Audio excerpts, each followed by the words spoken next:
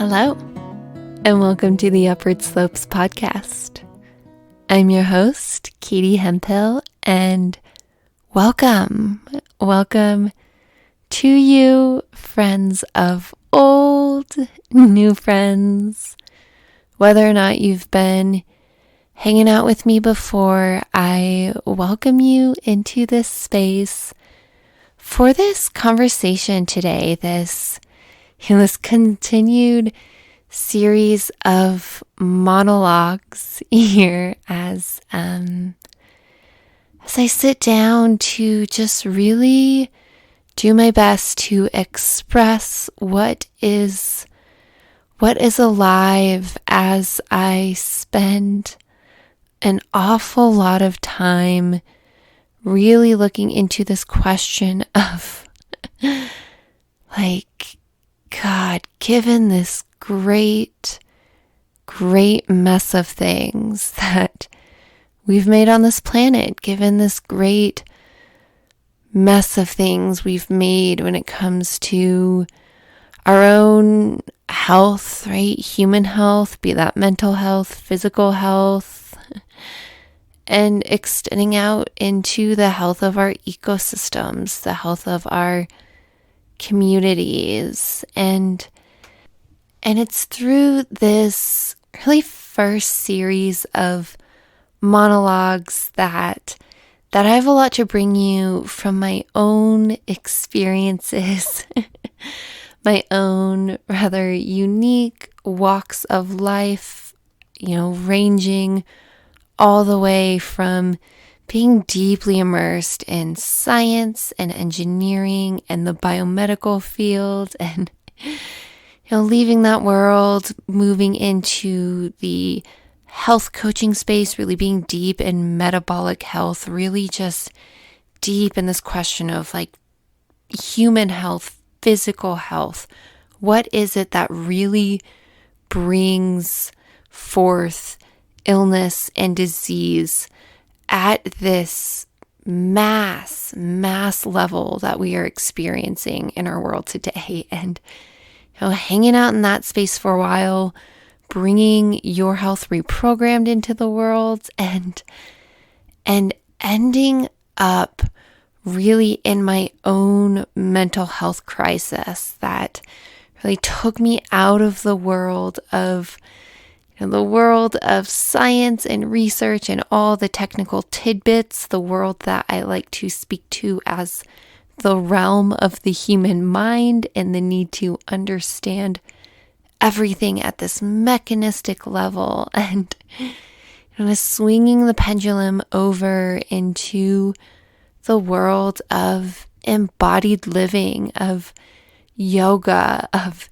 getting out of your head, of feeling, of being in a felt experience in your body, in your own experience of life. And it's here in this space today, in this series of monologues, of conversations that I'm bringing to you from me and my stories and my perspectives, is this finding this middle ground, and knowing that the middle ground isn't one stagnant, stable place, but really it's more like being in this dance, this dynamic movement, this dynamic balance between, in any one moment, in whatever challenge you're facing or experience you're stepping into, what is really being asked for in that space so that you can move through it with as much skill as possible, so that you move through it with an experience that is as deeply as fulfilling as possible and as deeply healing as possible, if that's what's being called for. Brings in as much joy as possible, if that's what's being called for. So really hanging out in this space lately, I often come back to this question of so what am I doing anyway? Like what really is at the core of what I'm teaching in the world. And it's this podcast today that that I actually recorded a couple weeks ago, but feels like the right moment to bring it to you now, here, today, is really getting to the core of the practice of how it is that you call in your own embodiment practice. And I think I speak to this in the recording that is about to come your way. But I want to really emphasize this point here. This idea that, practice comes in so many different forms. When we talk about an embodiment practice, right? There's so many different ways to do this, right? And we live in this beautiful time in history where, like, with the internet and just our ability to communicate, we're really living in this beautiful time where we have all these traditions that we have access to. And like, oh my God, what a beautiful privilege to be able to choose, what type of meditation practice can I learn? Do I want to learn and step into a yoga practice? Or maybe it's Qigong, or, what type of embodiment practice is really speaking to you, working for you. And really this question of not being in this space that's, one is better than another, or mine is right and yours is wrong. Like, no, we are so done with that. We are so done with these polarizing frameworks and belief systems. And what we get to do now, what we have the honor and privilege of doing now, is being open to different ways of being in our own felt experience of this world, of, living our own human experience, and being open to different traditions, different practices that can help us be more fully present in it for whatever it is. Again, maybe it's a type of healing or health challenge that's showing up for you that you really need to deepen into and work through, so that, maybe you can resolve pain or discomfort or some other form of suffering, something that's really taking away from your ability to show up for life, so that you can come out the other side better able to show up for life in its fullness, in your fullness. Or maybe it's some other sort of transformation or challenge that's presenting itself. So whatever it is in this great playground that is the human experience, what this podcast today is really about is you and your ability to call in a practice that serves you at this point in time. So that's what's on the menu for today. I so hope you enjoy and get something really juicy and useful out of it, something very practical for your own life. One more thing before we jump in. I do mention a couple workshops in the recording. Those workshops I will put in the show notes. I've created these two beautiful workshops, these very simple workshop series to enter into, designed to be, I don't know, it's just like super gentle, right? Like, I am all about being intense and ferocious and diving into a challenge. And sometimes in life, what is really called for is more spaciousness and a lessening of the pressure that we put ourselves on, and just inviting in a lot of grace. And again, this word like spaciousness. So that we can give ourselves what we need to step into our own felt, embodied experience of life as we, as our own sovereign selves, are living it. So if that sounds nice and nourishing and supportive, I encourage you to check out these workshops I have right now on offer in a bundle format. So I don't know, you basically get like 2 workshops for the price of 1. You can check out more about those in the link provided. Again, I speak to them a little bit in the recording that's about to drop here as soon as I stop chatting away. All right, and with that, I invite you officially into this conversation on embodied living and really embracing your own embodiment practice, finding one that works for you. All right, here we go.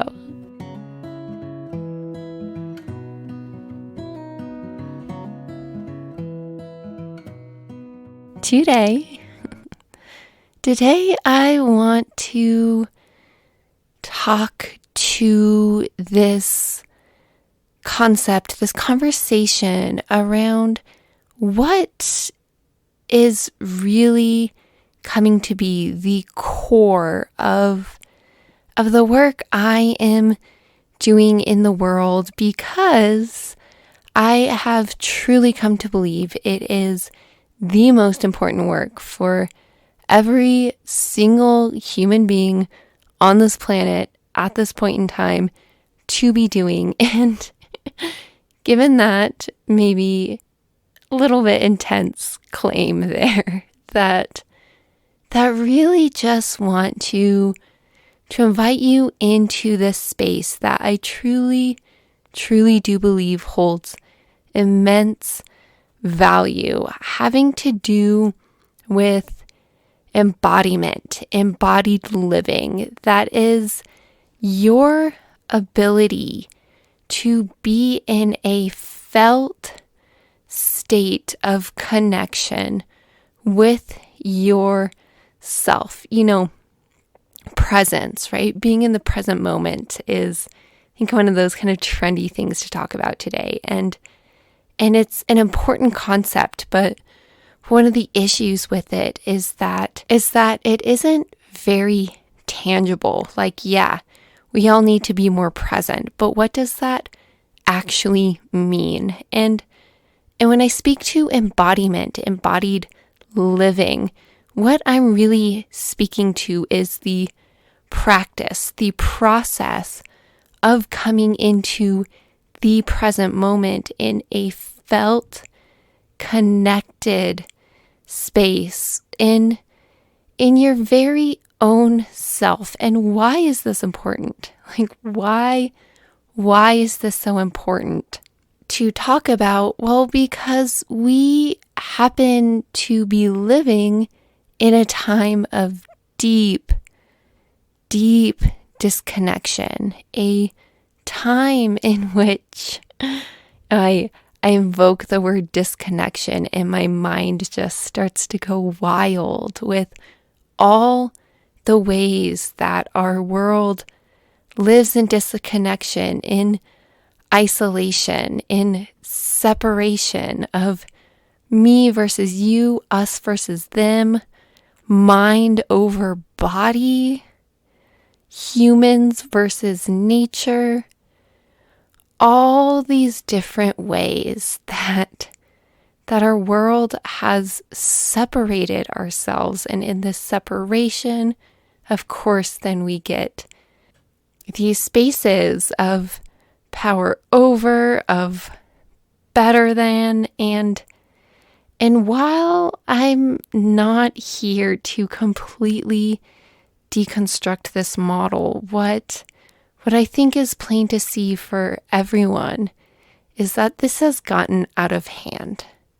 It has gotten out of hand that we live in such a deeply disconnected world. And And I've come to believe truly that we really don't stand a chance of connecting, of healing, of dissolving the rifts between humanity and nature, if we can't heal the rifts within our very own selves. So maybe you've done this with me if you've been around for any other podcasts or workshops or YouTube videos I do. You might be familiar with this practice, but just a moment here, an invitation to, find your feet on the floor, your seat in a chair, whatever is relevant for you there, but really just a moment, an invitation to connect with the surface that's holding you here in this moment. Just connecting in with the surface, the ground beneath you, and bringing your full awareness there just for a moment. And from this space, finding your breath and taking a few slow, conscious breaths. So bringing your full conscious awareness to the sensations in your body invoked as you're breathing. And I invite you, we can breathe. We can breathe with our attention, our awareness up in our heads, right? So you can breathe like, inhale, and you can feel into the sensations as the air comes in through your nose and out through your mouth. And that's one way to tune into your breath. But I find that this really still keeps us up in our heads. And the invitation here is to really feel into the sensations in your body. So with that, I invite you to drop your attention, your awareness down into your body. Sometimes it helps to place one hand on your stomach, one hand on your chest, and feel into the rise of your chest, the expansion of your ribs as you inhale and exhaling. And inhaling again. Feeling into that expansion in your chest. Maybe you feel the gentle expansion in your abdomen, the rise of your belly. And exhaling, staying with those sensations down in your body. And the invitation here to bring your full attention. Hold this awareness for the sensations in your body as you allow your breath to flow with its natural rhythm. It often helps to slow down your breath, but we also don't want to force a slow breath here that can sometimes become a bit of a strain. So nice relaxed breath here. Just breathing normally, easefully, but really just holding your attention in those physical sensations in your body as your body breathing.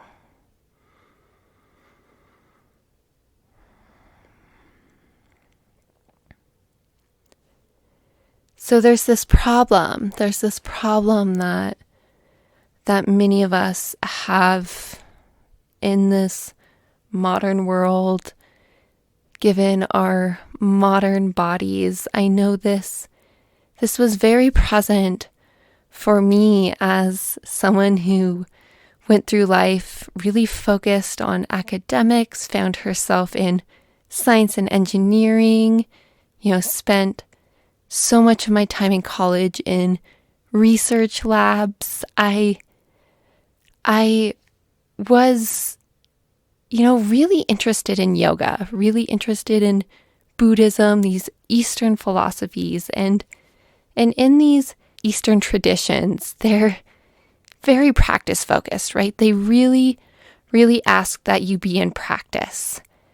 And also these traditions just have rich, rich wisdom that goes so deep. And me, being the super nerdy self that I am, just latched onto the wisdom, right? Read book after book after book, just did what I do so well, which is kind of become a sponge for information that is brought through from others via the written word, via YouTube videos, lectures, whatever sort of teachings coming through from others to me, and just really being a sponge for that information. But here's the thing, these teachings, well, what they teach is to be in practice. And I went through this challenge where year after year after year, I would try to get myself just to do like 20 minutes of yoga or sit down for a mantra meditation sort of practice. And I found time after time, month after month, year after year, that I just couldn't do it. And this got ridiculous, right? This got so ridiculous. Years going by, and I'm like, I'm becoming an ultra marathoner and rock climber, and I'm doing all these extreme things, and I'm like, oh my God, I can get myself to run miles by the dozens, but I can't get myself to complete a 30-minute yoga practice. What is wrong with me? And it's this question that I really clung to, held tightly for years, and really just found myself searching for answers in so many different places. And this story, goes on and takes quite the dark turn. And I don't think we're going to go there right now, but where I do want to take us to is the answer to the question that I found, this why can't I get myself to be in these yoga practices, these sort of practices that ask that we slow down and feel into our bodies? Because at this point, intellectually, I'd kind of started to figure things out. I'm living my life too much in my head. I'm not giving enough attention to my body, or I don't know, more like, I'm giving attention to my body. I'm trying to eat well. I'm trying to exercise right, but I'm just not getting the results I want. This isn't feeling good, right? Maybe that's it right there. It's not feeling good. Something is off. And all the signs kept pointing to yoga, right? How often do we hear in life? Oh yeah, you have this problem, go to yoga. Oh yeah, you have that problem, go to yoga, right? Yoga seems to be the answer to so many different problems. But then again, being in the space that's why the hell can't I get myself to do yoga, right? It's infuriating. So, pandemic rolls around. I have all this time on my hands. So I take one yoga teacher training, then the next yoga teacher training, and find myself in a whole yoga therapy program. And I'm continuing to try to get myself to do yoga. And really what's happening is it's getting worse, right? Again, there's more to the story here, but really focusing for now on the important point. It's getting worse. I'm trying to show up to do yoga, and I roll out the mat, I step onto the mat, I start to move through the postures, and find myself in warrior 2, 5-10 minutes into the practice, and I just feel myself burning with anxiety, and the anxiety is growing, and it's getting worse and worse every time I show up. And right now I'm really infuriated, right? Because yoga is supposed to be helping me, but really it's just making matters worse. So what do we do? What do we do? And I'm going to get to the answer here real soon, I promise. But I'm curious, especially if you're still here listening, like, do you have any situation like this where, maybe it is yoga specifically that you at some point in life got yourself to yoga and found that like it just didn't make you feel good, that you just really didn't want to be there, and then you never came back. Maybe it's with a meditation practice or some other practice, generally captured under, maybe we can think of like the Eastern framework, or any sort of practice that asks that we slow down and become more present. Like, do you have any of these experiences where you just found it so challenging? So I found the answer.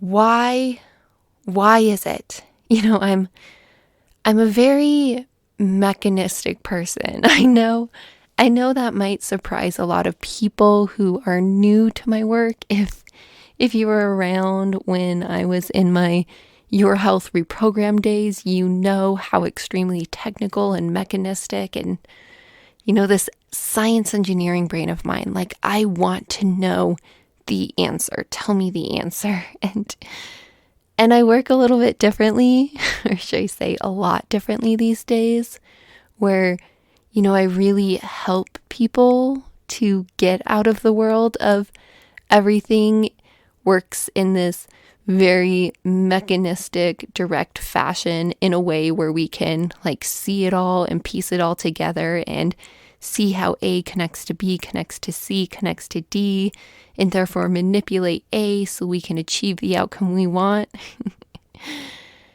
It's beautiful when life works that way, but turns out life often, maybe even most of the time, doesn't work that way. So there's a need to, so often in life and in a lot of different spaces, really enter into the space differently, to let go of that mechanistic mind of ours and to do things differently. And if that's sounding like something that is lighting you up, that feels good to you, that's like, oh my God, yes, I need to get out of this mind that's always trying to figure out all the answers, but it's not working. And oh my God, help me get out of my head.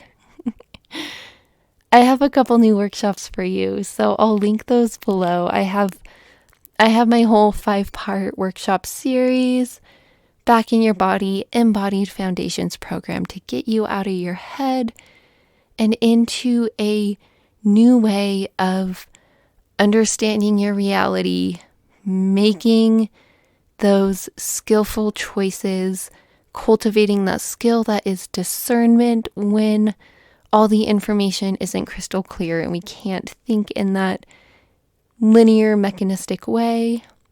Okay, little aside there. I will link that below if that sounds interesting to you. Getting back to our story here, right? So we're in this space where we're thinking about a time when, yoga or some other practice that asks that we slow down and tune into ourselves just wasn't working. Maybe you were like me and it was actually anxiety invoking, or maybe you found that you really couldn't get your thoughts to calm down, or maybe it made your thoughts spiral even worse. Thinking about a time here. And then what I want to do is give a little bit of space for how the story unfolded for me, because while getting to the heart of the answer, what I came to understand is that when it comes to embodied living in, yoga, meditation, whatever sort of embodiment sort of practice that you're stepping into, maybe it's, Maybe it's breath work. That's another trendy one today. Or Qigong. There's all these beautiful, beautiful different practices embedded in these beautiful traditions that can help us do the thing that we need to do, get out of our heads, deepen into connection with self, step into presence. But here's the crux of it, is that the way we do it is everything. And with that, what I really want to say is that we are all our own individual selves. And with that comes our own unique wiring. And that wiring is based off of genetics, epigenetics. We hear a lot these days about like inherited traumas, right? We have all this stuff and it impacts how we're wired. So for many of us who have, spent decades living life wired to be in disconnection, and maybe we come into this life with a long lineage of ancestors who themselves were taught to actively disconnect from self, right? There's a lot of traditions, and I'm not going to spend too much time putting words to this here because I don't want to enter into any triggery spaces, but there's a lot of traditions, dare I say religions, that really teach this active disconnection from self. This, you aren't allowed to trust self, right? Feeling into self is, dare I say it, sinful, right? We have been taught, whether it was a direct teaching or an indirect teaching just from living in the society that we live in, not to trust self, that feeling into self is bad, right? And I'm going to throw out my own story here because I didn't grow up in any sort of organized religion, but what I do really, think is important to speak to is that in a way I did grow up in the church of science and engineering. And in this particular belief system, as with many belief systems, there are beautiful, beautiful parts of it. And, if there's one thing I want to make sure people get right about me is that, man, do I love the scientific process and science's ability to help us cultivate truth, and just the ability of the scientific process, the ask of it to continue to allow our little human selves to shed that which we think is true. Then the scientific process is here to show us what is and isn't true. And so again, just spending some time here to really, really make it clear that when I say the Church of Science and Engineering, I don't at all mean it as like a bad thing. It's just important to understand that whatever belief system we are in, it's going to have its light and it's going to have its shadow. And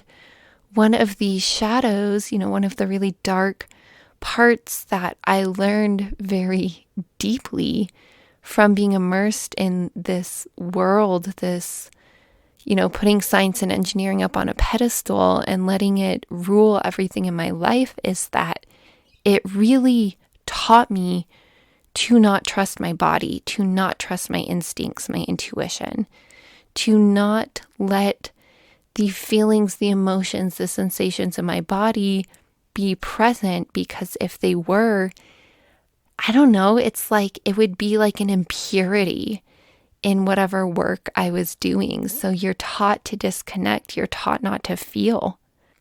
So in just a personal example there, maybe it resonates with you, maybe it doesn't, maybe you grew up in a different sort of church, and And the story's different, but the idea there is the same.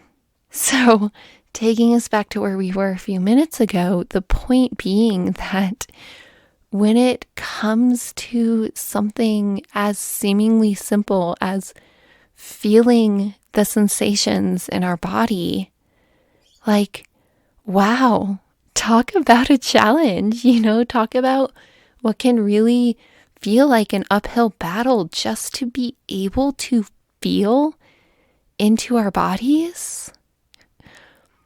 So going back to my story, right? This me trying to show up on the yoga mat and simply make it through a 20-minute yoga asana practice. I couldn't do it. And the more I tried to force myself to do it, the worse and worse things got. So what did I do? Well, as I mentioned, I learned from a really great teacher that yoga is diverse and has all these different practices.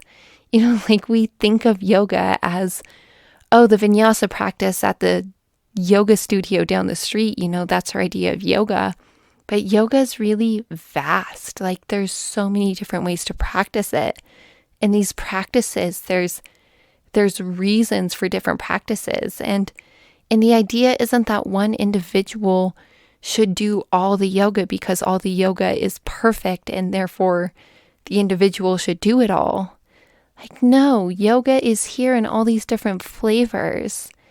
And this sort of practice that resonates with each individual, right? Finding that match is what's beautiful. And that there is why I really devoted so much time to studying yoga therapy is because that's what it teaches, is how to understand each individual and how to understand, their makeup, right? How they're currently wired and to be able to provide practices that serve the individual in that moment. As always, I'm just kind of feeling into where we can take this conversation, and like there's so many different directions we can go. We could go into how you can cultivate your own sort of embodiment practice. But that might be better for something outside a podcast episode, more like my workshop series. Might be a better introduction into that, just because it's this workshop series that really starts to get you just into the basics, like the basics of coming into a grounding, present, aware state in the felt experience of being in your body. And I really created this to, help you like tiptoe in, which I think is so helpful. When I did my year-long 500-hour yoga teacher training, we spent just so much time talking about how problematic it can be for people's introduction to yoga to be to show up to a yoga class where you're like thrown in with 5 or 10 or 15 other people and you're just like trying to keep up with the class, but you don't actually know what you're doing. And it's kind of this like terrible introduction to embodiment, because it's kind of just like being thrown into the pool and being like, hey, now it's time to swim.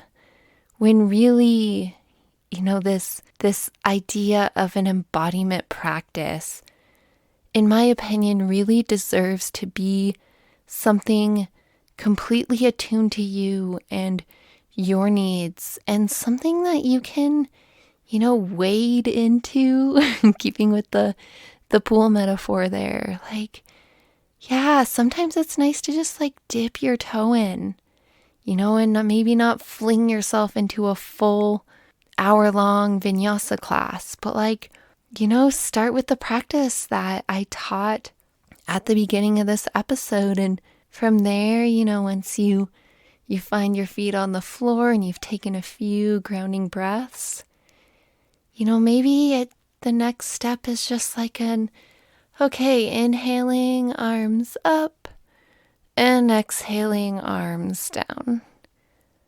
And inhaling, arms up, and exhaling, arms down. And as you're doing this super simple practice, really being mindful of how is this feeling in my body? Do I need to speed up the pace because is Katie talking too slow? Or do I need to slow down even more because I don't know what I'm doing here and I just really want to tiptoe in? So really this idea of making your embodiment practice your own, right? Making it your own. And of course, to do that, it's helpful to have a teacher, someone there who can help guide you along the way. So just a little shout out that if you think I might be someone who can help you with that, I'm always happy to have those connection calls to chat with you directly one-on-one to see if I can support you in your own embodiment practice. But if it's not me, there's so many different teachers, yoga therapists, other embodiment practitioners out there that can help you. Okay. I think we're going to wrap things up today by kind of sharing what we could call one ending to the story. Now, I've shared this on the podcast before, so if you've listened to previous episodes, this isn't anything new, but I wanted to dive deeper into this topic today and sort of immerse ourselves more in this part of the story that I've told before. But if you've listened before, you know how this ends, where this goes. If you haven't listened before, anyway, here's the end of the story. So it's the year is 2022 and I'm in a yoga teacher training, right? It's my second yoga teacher training, my 500-hour yoga teacher training, and I'm in a yoga therapy training, right? All these yoga trainings, and I'm learning so much about yoga. And I'm loving it. I see how it's so helpful and so amazing. And I go into my own yoga practice and I can't practice. I am crippled with anxiety. I feel like I am just lit on fire every time I go to the yoga mat. It's not working for me. So at the same time, though, I'm doing my own crazy thing, training for 100-mile ultra running event. I know, crazy. If you haven't heard me talk about that before, that totally just came out of left field and you're like, whoa, who is this girl? Where did we just enter into? So maybe just, acknowledging that, but staying present with the story. I am immersed in yoga teacher trainings and also training for a pretty extreme running event. And I'm training for this running event really, one, because I'm an athlete and a competitive person with my own self. So I like to set big goals and achieve them. And it feels amazing. We had a whole podcast on that. It was our last podcast. But anyway, the other part of it really being that I just love, I love it so much to be outside in nature. I'd say I want to be out there all the time, but I'm recording this and it's winter and it's freezing outside and it snowed like a foot. So I'm actually really grateful to be indoors right now, but most of the time where I want to be is outside with my feet on dirt or rock and being out with nature, because I know that that's really where our human selves kind of deserve to be, right? We are of nature, so we should be able to have that time that we need out in nature. And, training for ultra marathons kind of started as this like excuse to like, oh, it's Saturday. Yeah, I have to go train, which means I have to go spend like 3 to 5 hours out on the trails. And like, yeah, it's amazing when I run and there's something that I get out of running and there's something that I get out of running these crazy events. But really, like, it's just a way to trick myself to be out in nature all the time. So I'm in these yoga teacher trainings, unable to get myself to do yoga, but I'm absorbing all these yoga techniques, right? Like, I'm learning how to be present with my breath. I'm learning different breath techniques, right? Pranayama techniques. I'm learning different meditation techniques and all these different principles and practices and techniques. Again, yoga is so vast and there's so much here. And I try to do it alone on my yoga mat inside, and I just can't. But then I go outside and maybe I'm like 2 or 3 hours into my trail run, so I'm kind of bored and like needing to get creative. So I kind of just like start doing yoga stuff on the trails. I don't mean I'm like doing Warrior 2 while mid-run, but I'm like calling in these principles that I've learned in with my breath and like grounding techniques and learning about presence and calling upon all these principles and practices I know from yoga while I am outside, feet on the dirt, wide open expanse. There's trees around me, there's flowers. It's open, it's spacious, and I'm moving my body. And out here, day after day, week after week, month after month, year goes by, I'm realizing that I'm healing, that my nervous system is healing. And I'm realizing that the panic attacks are subsiding, the crippling anxiety is subsiding. All these reasons that brought me to yoga in the first place is now subsiding as I'm healing in my, what people might think of as crazy space that is just running outside like all the time. It's not really all the time. That's a different conversation, how much I actually train, but it's more than the typical person. So anyway, that's my story, is that I found my yoga, my embodiment practice, my healing, my ability to connect into self, to feel into the sensations in my body while running out on the trails. That's what really became my playground, my arena, instead of a rubber yoga mat.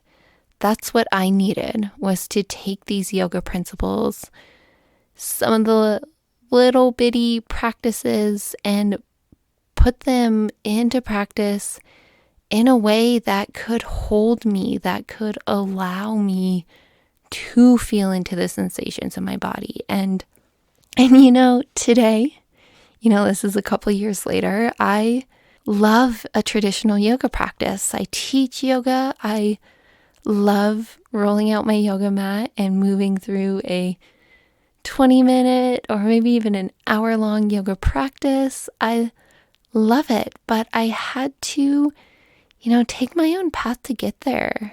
I had to take my own path to get there, and I'm just so happy that I had the time and will to dive in as deep as I needed to all these different yoga trainings to, figure out what was going on. But I'd also really, really love to be of service, kind of shortcutting the process for anyone else who may find themselves in a similar situation, being called to an embodiment practice. And maybe it's yoga, maybe it's not, but being called to this, like, I've got to get out of my head. I've got to heal from this anxiety. Maybe there's panic, maybe there's depression, all these symptoms that are just so common. Like, I don't know, am I wrong to state that it's kind of the norm today? Like, this is how our society operates in this state of disconnection from self as we try to show up in this crazy world we live in, and we're doing our best, but it's just not in alignment with how our human selves are innately wired. And that has an impact. It has a dark impact that really, really has consequences. And I don't know if that's resonating with you. Again, just that invitation there to reach out. Let's have a conversation about that. I'd love to, help give you the tools, set you on some sort of course, whether that's working with me or heading off in a different direction. Let's set up that conversation. Let's chat about it. Once again, to mention that Back in Your Body workshop still currently on sale. That link will be available. Yeah, let's continue these conversations on how it is that we enter into these embodiment practices, even when it can be really challenging. And, there's another topic on my mind. I kind of thought that was where this podcast was going to go today, because I've been talking a lot about it on YouTube and social media, this idea of like slowing down and stillness, and how that's really loud in, the embodiment space, the yoga space, like the need to slow down, the need to bring in like a stillness meditation practice, and how, yes, there are beautiful reasons for that, but also the way we do it is everything. And is that sort of practice actually right for you? That's another topic that's really, really loud coming through me right now. So, I don't know, maybe that's where we go in our next episode. We'll see where this goes. I'm getting in my own rhythm, some behind the scenes for those of you still hanging out with me here at the end, getting into my own rhythm of how I create these podcasts, the frequency I bring them to you. I thought I was going to be able to bring them more in like a bi-weekly framework, but personally, when I kind of hold myself to that sort of structure, I know it just really stifles my creativity and my ability to show up and record anything at all. So for the time being, I've let go of the bi-weekly schedule and really just sitting in a space of like,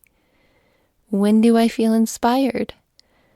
And I seem to be inspired, bringing you one of these podcast episodes every few weeks. And I think that feels good right now. So we're going to stick with that.